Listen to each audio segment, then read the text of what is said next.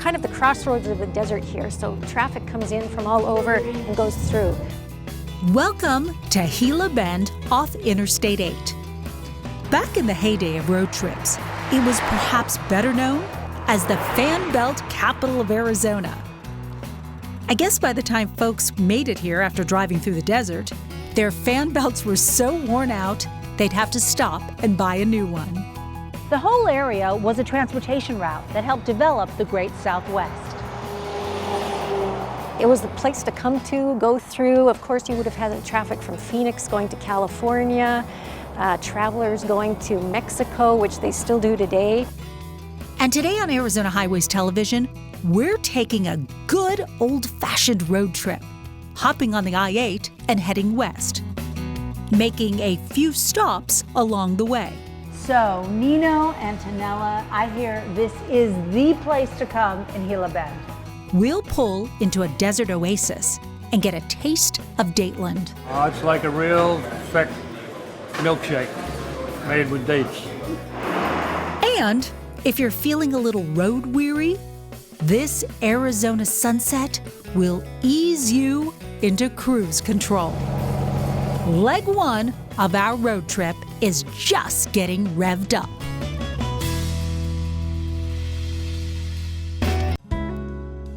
Arizona Highways Television is brought to you by Arizona Public Service and the Arizona Office of Tourism.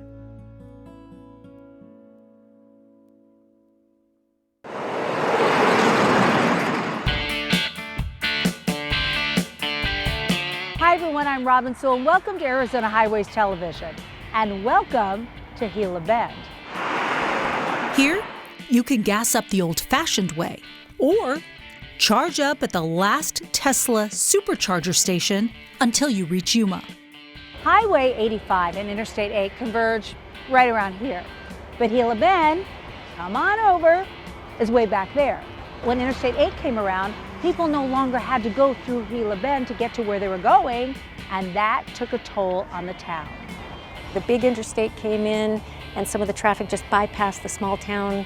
They didn't need to stop now for, motel breaks, sleep overnight. They just kept going. But Gila Bend has several reasons to stop and give yourself a break. Our McDonald's is the largest grossing McDonald's in the Southwest. Driving along the main drag, you'll find historic architecture, a haunting piece of modern history, and an out-of-this-world experience. Plus, you might even rub shoulders with royalty. This is Little Italy, home of authentic Italian and Sicilian cuisine. I'm sitting with owners Nina and Antonella, and special guest, Prince Harry. He actually came to your restaurant. Yes. Come on, tell us the story. Yeah, he was training here at the military base for a month. That's right, I remember that. And one night they all came in, have a big party, and and the media of course knew, and they were waiting for it.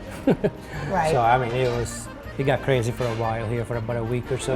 How did he like the food? Oh, he loved it. He loved the food? Oh, yeah. What was his dish? What did he eat? He got a meat lover's pizza, Okay. and he ate it all. It was a 14-inch pizza. A 14-inch pizza. He ate it all. He ate it all. He did. Nino and Antonella are both originally from Sicily. Nino did go to culinary school in Palermo, but When you're Italian, you really don't need to go to school, right? Right, It's just like 50% you're it's already born done. knowing how to cook. Sicilian cuisine is slightly different from the Italian you may know and love. What makes Sicilian food so unique? Well, it's more heavy on the tomato sauce, garlic. We use a lot of onions too, vegetables. Where in the north it's more like creamy and buttery. Sicilian-style pizza is different too. It's all about the bread. The thicker, the better. With their other dishes loaded with fresh ingredients, meats, and house-made mozzarella. Little Italy serves you a meal fit for a king or a prince. While at Little Italy, one of Gila Bend's most well-known residents stop in. Remember the sign? Home to friendly people and 5 old crabs. Earl Carpenter is Gila Bend's senior ranking old crab. Is that something to brag about, being an old crab? Well, you might say so. I like being called an old crab because she keeps calling me an old crab. Earl and his wife Cheryl moved to Gila Bend from upstate New York back in 1980. They have now lived here for more than half of the 60-plus years they've been married. So how does one earn the title of old crab? You have to be voted into it. Earl has held the top seat since 1992.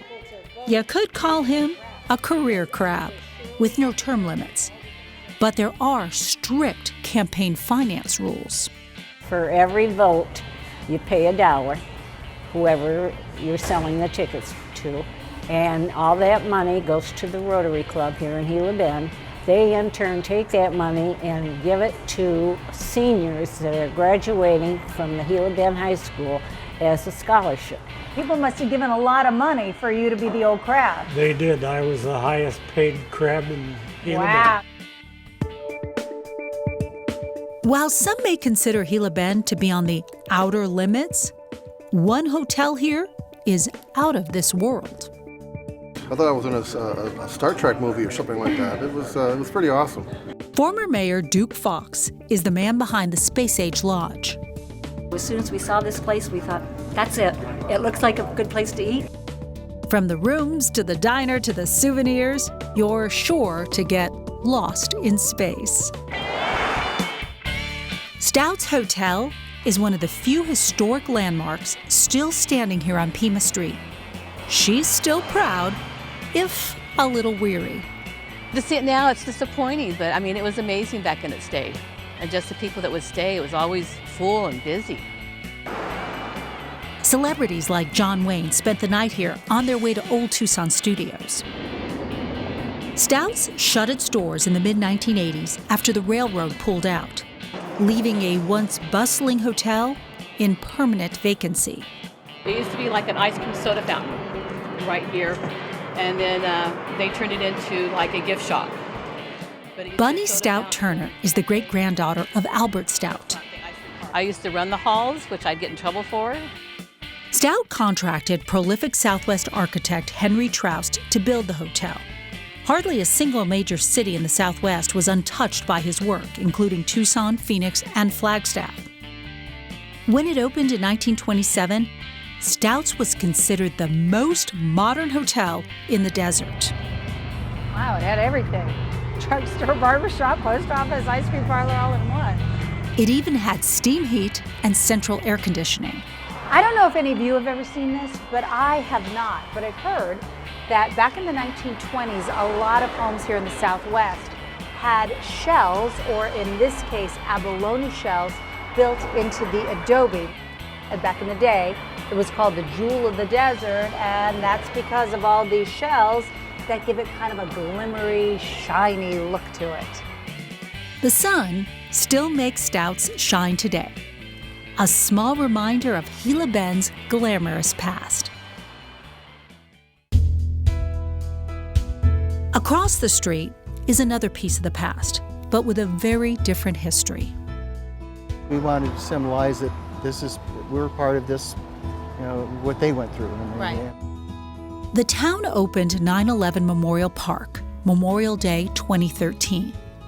It's a place to remember and reflect. This is a real testament to Gila Bend that you would have a 9/11 memorial right here. Former Mayor Ron Henry helped bring in this 4,000-pound steel beam from the Twin Towers. Gila Bend, in fact, is one of only a few Arizona cities given such a profound reminder of the terror attacks. The beam is surrounded by roughly 2,100 pavers, engraved with sentiments, names of Gila Bend veterans and loved ones.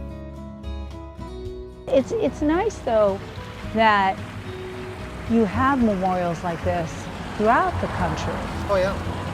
Because it does sort of connect people who aren't in New York to what happened then, and remind them to continue to have these conversations with their kids and their grandkids, Exactly. so that we don't ever forget, right? Bend isn't just a gateway to southern and western Arizona. It's also a time capsule filled with a rich history, a few quirks, and a delicious destination that's worth the drive. Such a pleasure to break bread with you. All right. And enjoy meeting you, and I'm glad this was such a fantastic discovery for us off an Arizona highway.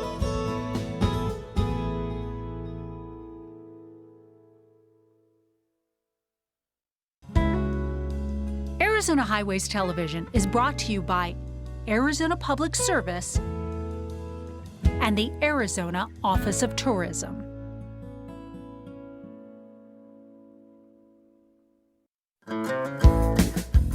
Heading west towards Yuma, there is an easy stop off I-8 where everyone can get a date. It looks like an oasis from a freeway, all the palm trees lined up. Welcome to DATELAND, home of the world-famous date shake. It's like a real thick milkshake made with dates. We sell close to 100,000 date milkshakes a year now, and continuing to grow with that. And because of demand, the groves of palm trees keeps growing. A lot of people that stop, that travel from different parts of the United States don't realize dates grow on palm trees. Some of the original trees were planted nearly 75 years ago. We have about 600 producing trees. We grow 8 different varieties. Back in the 1920s, Dateland was a water stop for the railroad's steam engines. Now, it's a must stop, with billboards across the interstate directing travelers that date shakes are just ahead. They're really yummy. They're really good. They have their own sugar, so you don't have to sweeten them or anything. You can eat them right from the tree. Or bring your dates home. The gift shop offers bags of plain dates, stuffed dates, even date cookbooks. The cafe also offers lots of other shake flavors. You can sit down and have lunch, enjoy a banana shake, or one made from another local plant. A prickly pear cactus milkshake. It's really good. It tastes almost like strawberries. So make sure to make a date for your own shake, your next trip out on I-8.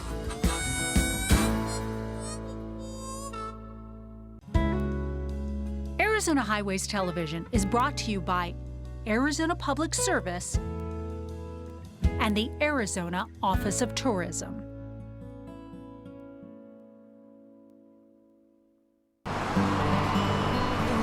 YUMA is still that intersection that leads them in one state and out another. YUMA is the end of the road for I-8 before it crosses into California. You might think YUMA and think of its desert dunes, the Territorial Prison, or its rich farming community. It's in a constant stage of metamorphosis. It's always the chrysalis ready to become the butterfly. Now, wine and artists are spreading their wings. Hi, I'm Jan Bentley. Welcome to Colorado River Pottery. Inside this YUMA gallery, you'll find art for every day. I love that people come in and tell me they have a mug they bought from me and they use it every day and they love it. I tend to be, I think, influenced by the desert. It's hard not to be when you live in Yuma. And so some of the colors are based on things that I see when I drive to work every day. The agriculture fields, the mountains. Most of the work is done on the wheel, using equal pressure on both sides of her hands. Jan works her way up the clay. And now that I have it really round, I like to play with it a little bit and put the human touch. You better stand back because it's a little warm yet. All they need to do now is to just finish cooling. Once cooled and removed from the kiln, these pieces will be ready to sell and ready to add a special touch to your daily life. It was a place to meet and greet, and that's where you... Art Everett is a YUMA historian. This is a picture of Main Street, 1935. Yuma was the place to be, the place to shop. All the people from the outlying communities would come here on Friday and especially Saturday to buy their goods. In that same era, people were coming from California to get married in Yuma, so Yuma was the marrying capital of the Southwest. Now, there are all kinds of new businesses breathing new life into Main Street. We are in the Old Town Wine Cellar here in Old Town, Yuma, Arizona. A lot of domestic wines, primarily from California and Oregon and Washington, but also wines from France, Italy, South America, Germany, New Zealand, Australia, anywhere that makes good wine, we've got it. I was a dedicated amateur for many, many years. I've just really enjoyed wine. I enjoyed, obviously drinking it, but I enjoyed learning about it. People ask me, how did you learn so much about wine? I tried a lot of different wines. This is the golden age of wine. I don't know if people realize it, but we can drink so many different great kinds of wine from so many different places that historically people were pretty much limited to whatever wine was made near where they lived. That's what they drank. Now we've got amazing options. A lot of people are somewhat amazed that, wow, a store like this in Yuma. Yuma's not a one-dimensional kind of place. We've got all kinds of interesting people. Stop by, stop here in Old Town and check out our wine cellars, a lot of the other great things we have down here in Old Town. It's the last stop off the freeway before you get to California.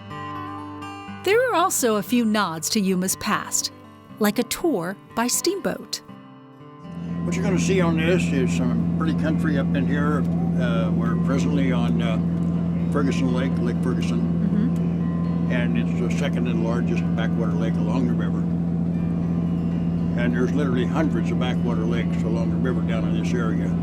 Once we get down into Lake Martinez, we shut the engines down and turn on some soft dinner music, have dinner, and normally have a spectacular sunset out on Lake Martinez. Did you ever think you could take a sunset cruise in Arizona?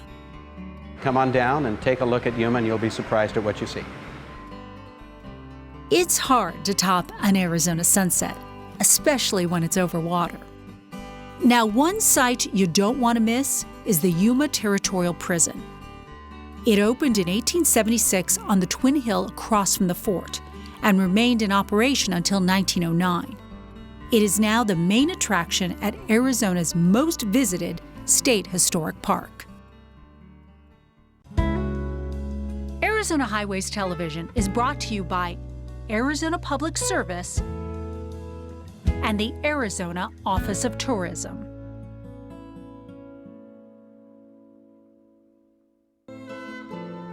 The townspeople in Yuma called it the Country Club on the Colorado River, but the convicts called it the Hellhole. Either way, it's not a club where you want to be a member. Back in 1876, the Yuma Territorial Prison was home to Arizona Territory's most dangerous criminals, and unusual ones too. People committed crimes ranging from murder, larceny, cattle rustling, horse theft. We had one gentleman in prison for seduction under the promise of marriage. The main cell block housed more than 200 convicts, and accommodations were tight. 6 men to a cell, I imagine, could get very crowded, especially if you're not liked by your other cellmates. It could cause problems. They only took showers once a week, which was on Saturday. You also had the problem of the bucket that was used as a restroom, which was emptied out only once a day. Not what you would consider luxurious, but during that period, this prison was ahead of the game. This institution was really modern for its time. It had electricity before the town of Yuma. We did have a ventilation system here at the prison, and it actually had the best library in town. Even the way prison officials kept tabs on the inmates was considered innovative. A special mirror was used when snapping mug shots. I think it was very creative. It was one way how to get both views of the convict. And actually, unfortunately, the first 200 convicts do not have a photo, but the remaining convicts do. And at this prison, there were some pretty famous faces. Our most famous male convict was probably Buckskin Frank Leslie, who was a character down in Tombstone, Arizona, about the same time Wired Up and his brothers were down there. And he was sent to prison for murder. We even had women convicts here. Our most famous female convict was Pearl Hart, who committed the last stagecoach robbery in Arizona. Whether you were a celebrity criminal or not, when the convicts acted up, the results were swift and severe. There was 3 forms of punishment here at the Territorial Prison. One was a ball and chain for those who tried to escape. The other was maximum security for some of the troublemakers, but for the real troublemakers, there was a dark cell. In the center of the cell, there's a cage, and the cage was 5 foot high, 10 foot long, and that's where they kept the troublemakers. There were 2 solid metal doors. There'd be no light whatsoever coming into the cell. The only light is from a vent that's in the center of the room. By the early 1900s, the prison closed its doors to criminals. But some say inmates are still serving time. There's 2 areas that are supposedly haunted here at the Territorial Prison. One is the main cell block area, the cell on the far end. The other area that is haunted is the dark cell, and that is haunted by the spirit of a little girl who lived in the dark cell during the 1930s during the Great Depression. Hauntings and history. It's the prison on the hill that still teaches people today. A touch of Arizona's Old West and a legacy no longer kept under lock and key.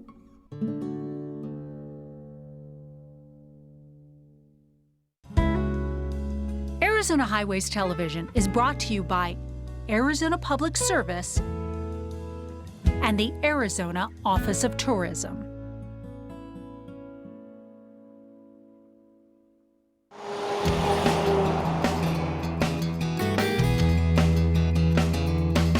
While the sun may be setting on this West Coast adventure, we know there is still a lot more to explore.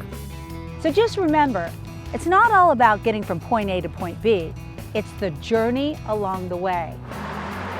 A road trip is meant to take some time, meet some interesting people, stop and stay at a unique place, or just pull over for a while and pick up a t-shirt to prove you were there.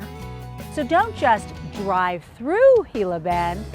Stop, hang out and meet some friendly people and some old crabs. Thanks everyone for joining us. I'm Robin Sewell, and we'll see you on the next Arizona Highways.